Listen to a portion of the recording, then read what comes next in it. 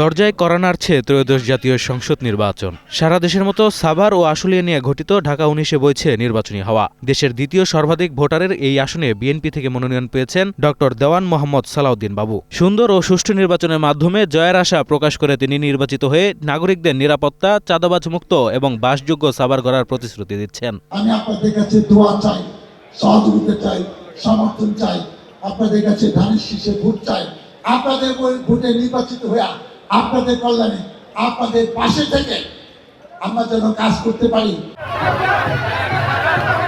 ঢাকার গুরুত্বপূর্ণ এই আসনটি নিজেদের দখলে রাখতে মরিয়া বিএনপি ও ছাত্রদলের নেতাকর্মীরাও। প্রতিদ্বন্দ্বী প্রার্থীদের হেলাফেলা করার সুযোগ নেই জানিয়ে তারা বলেন, নির্বাচনে জয়লাভ করাই তাদের মূল লক্ষ্য।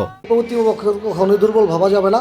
আমরা প্রতিপক্ষকে দুর্বল না ভেবে আমরা মানুষের কাছে যাচ্ছি, বিএনপির পক্ষে ভোট চাচ্ছি। আমরা প্রতিদিনই যে এলাকায় যাই, ঘরে ঘরে, দোকানে পাটে, চার দোকানে, বিভিন্ন জায়গায় যখনই যাই ভোটাররা তখনই আমাদের সাথে সাড়া দেয়। আমাদের ঢাকা ১৯ আসন থেকে ডক্টর দেওয়ান মোহাম্মদ সালাউদ্দিন বাবু ইনশাল্লাহ বিপুল ভোটে বিজয়ী হবেন। এদিকে বিএনপির দুর্গে আঘাত করে আসনটি নিজেদের দখলে নিতে মরিয়া জামাত এনসিপি জোট।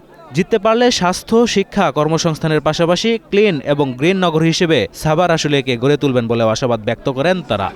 বিএনপির ঘাঁটি হিসেবে পরিচিত এই আসনটিতে জুলাই পরবর্তী নির্বাচনে এবার সাধারণ মানুষ দেশ গড়তে কাকে গ্রহণ করবে সেটাই এখন দেখার বিষয়।